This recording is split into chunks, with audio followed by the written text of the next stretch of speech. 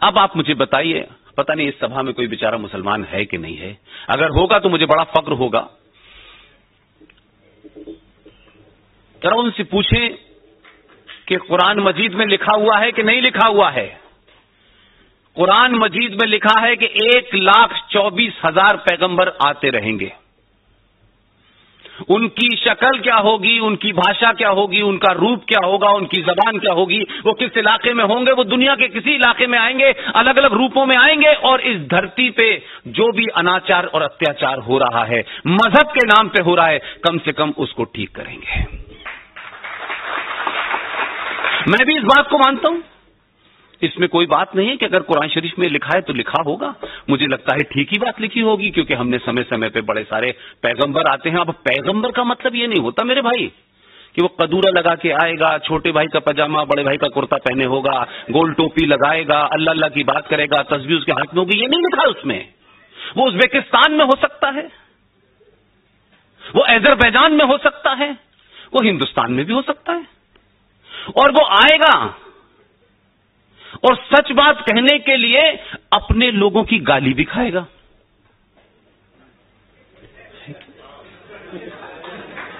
تو بھائی غلطی سے اگر وہ آ گیا ہے 2014 میں،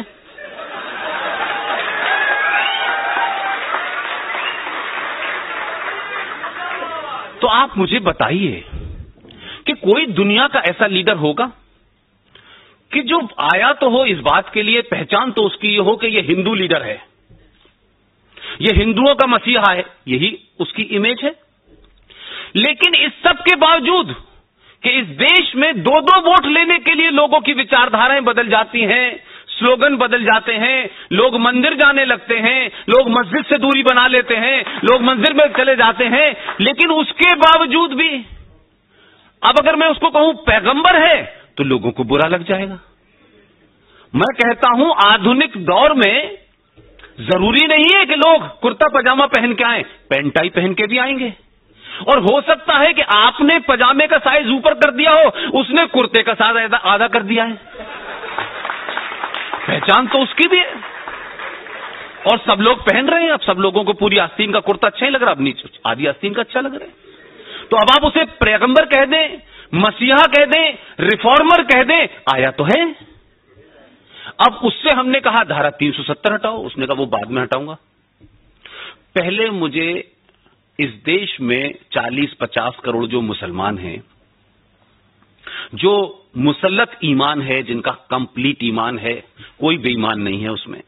سب 100% اللہ کے ماننے والے ہیں، قرآن اور حدیث کے راستے پہ چلنے والے ہیں، 5 وقت کی نماز پڑھتے ہیں، اللہ کو یاد کرتے ہیں، ایسے بندے بھی لکھی ہوئی کتاب میں جو باتیں نہیں ہیں اس کو کر رہے ہیں۔ پہلے میں ان سے کہوں گا یہ جھوٹ، فریب، مکاری جو تم کر رہے ہو طلاق کے نام پہ، کہ یہ فٹافٹ طلاق تم نے نکالا ہے جس کو طلاق بدعت کہتے ہیں، یہ غیر اسلامک ہے، اس کو بند کرو، یہ کام کوئی مسیحی ہی کر سکتا ہے۔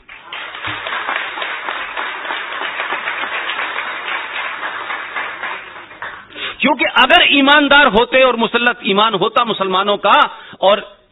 قرآن کی بات کرتے، ایمان کی بات کرتے، محمد صاحب کا ذکر کرتے ہیں، تو ان سے پوچھو کہ پچھلے 70 سال سے تو میں نہیں جا رہا۔ آپ کو یاد ہوگا 1984 میں محترمہ بھارت کی وزیر اعظم اندرا گاندھی کا قتل ہوا تھا، اور ان کی لاش کے بعد 2 مہینے میں چناؤ ہوا، اور اس وقت ان کے صاحبزادے جناب راجیو گاندھی جی بھارت کے وزیر اعظم بنے، 412 ممبر آف پارلیمنٹ سیٹ لے کے آئے تھے، اور اس وقت کی ورودھی پارٹی کی حالت یہ تھی کہ پارلیمنٹ میں وہ 1 پھول 2 مالی تھے۔ اس 412 سیٹ لانے والے اتنی مضبوط سرکار نے 1985 میں ایک غریب 70 سال کی عورت، 70 سال کی عورت، ایک پڑھے لکھے وکیل کی بیوی تھی، اس کو طلاق دے دیا تھا۔ 24 سال سے وہ دیواروں سے سر مار رہی تھی، دیوبند کا مدرسہ، بریلوی کا مدرسہ، اہل حدیث کا مدرسہ، قرآن شریف، یہاں وہاں مسجد مزاروں پہ سر مارتے مارتے اس عورت کو 24 سال طلاق کے بعد 70 سال کی عمر میں جب سپریم کورٹ نے اس نے عرضی دی کہ مائی لارڈ، میں اللہ کے بندوں سے اور اس اللہ کا نام لے کر کے اس دیش میں ہزاروں مسلمانوں کی دکانیں بنی ہوئی ہیں، میں نے سب سے کہا کہ مجھے انصاف دے دو، قرآن کی روشنی میں دے دو، جو قرآن میں لکھا ہے وہ والا انصاف دے دو، لیکن مجھے نہیں دیا۔ تو اس کو ہندوستان کی ہندو سرکار اور ہندو کورٹ کے اوپر یقین تھا، وہ گئی اور اس نے انصاف مانگا، اس کو انصاف اس دیش کی سپریم کورٹ نے دیا۔ انہوں نے کہا یس، آپ کے ساتھ ناانصافی ہوئی ہے، اگر آپ بھارت کی ناگرک ہیں تو بھارت کا سنویدھان آپ کے ساتھ کھڑا ہے، اور آپ ہندو ہو، مسلمان ہو، سکھ ہو، پارسی ہو، اس سے ہمارے سنویدھان کا کوئی مسئلہ نہیں ہے اور آپ کو جسٹس ملے گا۔ اور سپریم کورٹ کی 3 ممبر جج نے کہا کہ آپ کو طلاق کے بعد جو معاوضہ ملنا چاہیے وہ سپریم کورٹ طے کرے گی۔ اس وقت سپریم کورٹ نے معاوضہ طے کر دیا اور کہا کہ آپ دیجیے، لیکن مسلط ایمان، قرآن کی روشنی، حدیث کی روشنی، اللہ کا نام، پاکستان کا نام، 57 دیش، تمام باتیں کرنے والے صبح سے شام تک ایک مسلمان جو ہے اس عورت کے حق میں کھڑا نہیں ہوا، ایک آدمی اس کے حق میں کھڑا نہیں ہوا، ایک دانشور نہیں بولا، پروفیسر نہیں بولا، عالم نہیں بولے، ظالم بولتے چلے جا رہے تھے۔ لیکن کیا ہوا؟ اس بھیڑ تنتر نے اور اس وقت کی سत्ताओं کے ووٹ بینک نے اس سپریم کورٹ کے فیصلے کو 412 سیٹوں سے جیتی ہوئی سرکار نے فیصلہ بدل دیا، کیونکہ وہ جہادیوں کے ساتھ، دنگائیوں کے ساتھ کھڑے ہوئے، ایک عورت کے ساتھ سرکار نہیں کھڑی ہوئی۔ اور آج اس کا نتیجہ یہ ہے کہ 1985 سے ذرا سمے جوڑیے کتنا نکل گیا، سیکولر سرکاریں تھیں، وہ سیکولر سرکار اس غریب مسلمان عورت کے ساتھ نہیں کھڑی ہوئی، کیونکہ اس مسلمان عورت کے ساتھ کھڑے ہو جانے سے یہ جہادی ووٹ بینک جو تھا وہ ناراض ہو جاتا۔